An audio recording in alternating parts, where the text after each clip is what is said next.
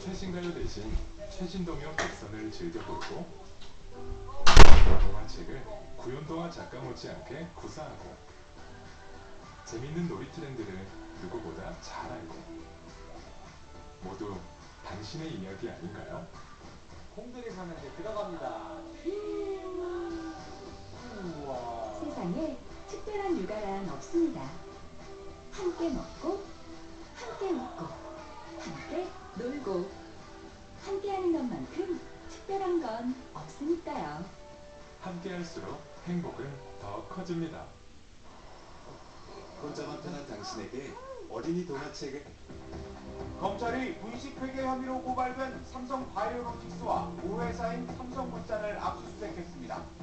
검찰은 분식회계가 이재용 삼성전자 부회장의 경영권 승계와 관련이 있는지도 수사할 것으로 보입니다. 23년이 넘은 노후 열수송관의 40%는 누수 감지 센서가 작동하지 않는 것으로 확인됐습니다. 전국 열수송관에 누수가 의심되는 곳이 203곳이나 되는 것으로 나타나 불안감이 커지고 있습니다. KTX 강릉선은 개통 전 기관 3곳이 나서 4차례나 정밀 점검을 했지만 신호길 훼손 오류를 전혀 찾아내지 못한 걸로 드러났습니다.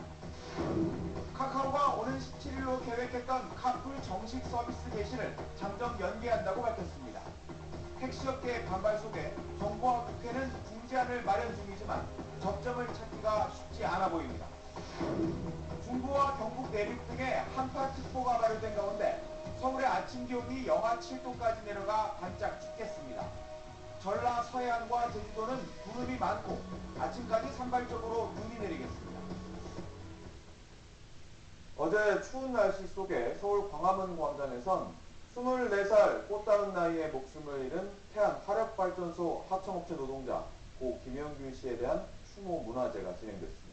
고인의 동료들은 위험한 업무는 물론 사고 책임까지 떠넘기는 이른바 죽음의 외주화를 중단하라며 더 이상은 죽는 동료를 보고 싶지 않다고 호소했습니다. 보도에 정동영 기자입니다.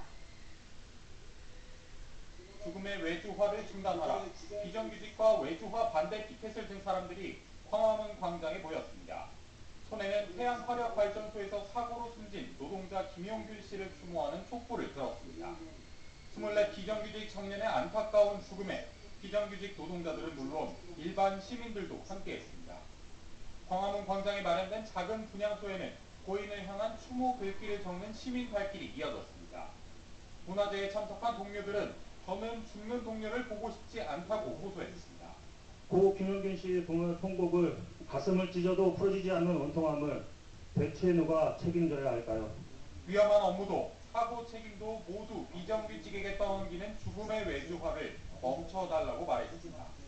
적어도 죽지 않고 일할 수 있는 우리들의 권리, 정규직으로 돼서 일할 수 있는 누구나 행복하게 살 수 있는 사회가 됐으면 좋겠고 고 김영균 씨 사고에 대한 철저한 진상규명과 책임자 처벌도 요구했습니다. 태안화력시민대책위원회는 김 씨 죽음의 진실이 밝혀질 때까지 촛불 문화제를 매일 열 계획이라고 밝혔습니다. SBS 정동인입니다. 오늘 아침 신문에는 주한미군 주둔 비용 방위비 분담금 협상을 앞두고 주한미군이 우리한테 분담금을 더 내라며 압박을 하고 나섰다는 기사가 실렸습니다. 한국일보 보겠습니다. 주한미군은 방위비 분담금 협상이 타결되지 않으면 내년 4월 중순부터 미군 부대에서 일하는 한국인 근로자를 강제로 무급휴가, 월급을 주지 않는 휴가를 보내겠다고 통보한 걸로 확인됐습니다. 주한미군 사령부는 이런 내용을 담은 공문을 지난달 참모장 명의로 한국인 노조위원장과 고용노동부에도 발송했습니다. 주한미군 부대에서 일하는 한국인 근로자 8,700명가량이 영향을 받을 것으로 보이는데요. 한국인 근로자의 법적 사용자는 미군이어서 협상 지연을 이유로 임금을 지급하지 않을 경우 임금체불 논란으로 번질 가능성도 있다고 지적했습니다. 서울 강남에 있는 오피스텔 건물이 붕괴 위험 진단을 받은 데 대해 국민일보는 90년대 건설 광풍이 부메랑으로 돌아올 거라는 기사를 실었습니다. 전문가들은 해당 오피스텔 건물의 부실 시공 의혹이 유독 짙다는 데 동의하면서도 비슷한 사례가 또 있을 가능성을 배제할 수 없다고 말합니다. 건물이 완공된 1991년 2021년 당시는 정부가 100만 가구 주택 건립을 추진하면서 폭발적으로 건축이 이루어진 탓에 건축 자재가 모자라 부실 시공이 많았다는 겁니다. 지방자치단체에서 점검을 한다고 해도 안전 수준을 제대로 밝혀내기에는 인력이나 시스템이 충분하지 못한 상황이라 현재로선 건물주가 확인하고 개별적으로 정밀 진단을 받는 수밖에 없다고 신문을 전했습니다. 네, 이번에 동아일보입니다. 사회 초년생을 울린 전세 사기 사건, 그 결과를 살펴본 기사입니다. 서울 광남에서 활동했던 한 40대 공인중개사는 월세로 나온 물건을 전세라고 속이는 수법으로 20명에게서 그 차액 50억 원을 받아 가로챘습니다. 피해자들은 이 공인중개사를 잡아서 경찰에 넘겼는데요. 하지만 피해자들의 고통은 계속되고 있습니다.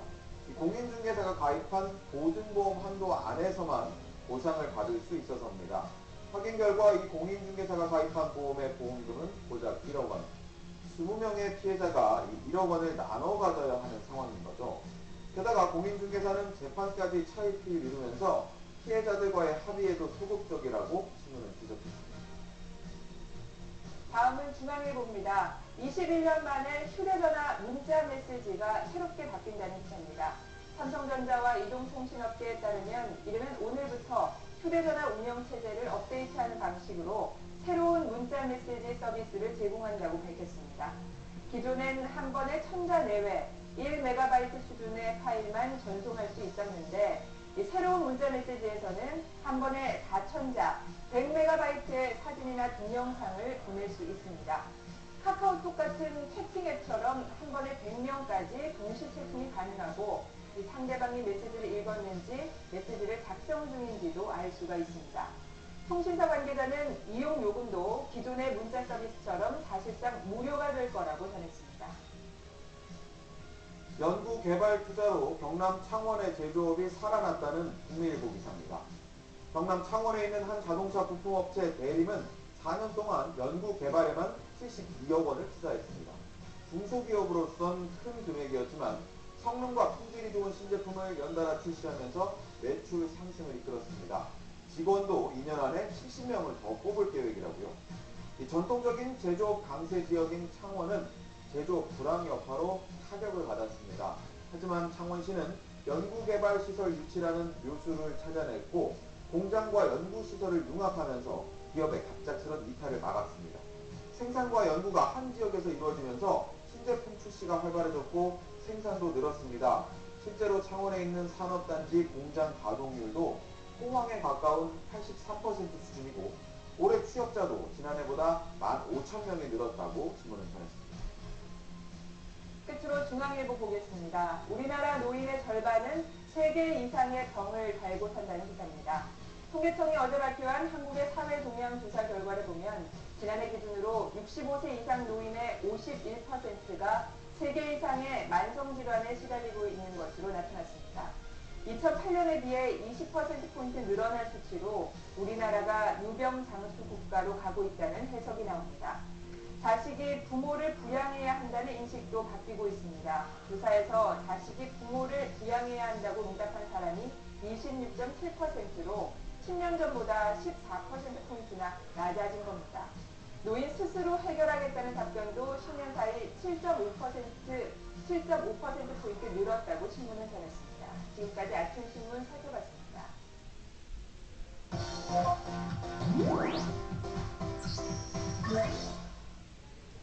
SNS와 인터넷 검색어를 통해 관심사를 알아보는 모닝클릭입니다. 어제 전국에 눈이 내린 후로 추위가 이어지고 있는데요. 한파에 어려움을 겪는 이웃을 위해서 무려 16년간 연탄을 기부해온 사람이 있습니다. 모닝클릭 첫 번째 검색어는 얼굴 없는 천사입니다. 그제 낮 제천시청 사회복지과엔 흰 봉투가 하나 전달되는데요. 봉투 안에는 아무런 메모 없이 단지 2만 장의 연탄 보관증만 담겨 있었습니다. 단가 750원의 연탄 2만 장, 무려 1,500만 원 상당인데요. 익명의 기부자가 2002년부터 매년 하고 있는 이 선행은 이번이 벌써 16번째입니다. 매번 제3자를 통해 보관증만 전달하기 때문에 담당 부서도 기부자의 신원을 전혀 확인하지 못하고 있습니다. 제천시 관계자는 봉투를 건넨 분에게 기부자가 누군지 물어보려 했지만 담당자에게 전달을 부탁한다.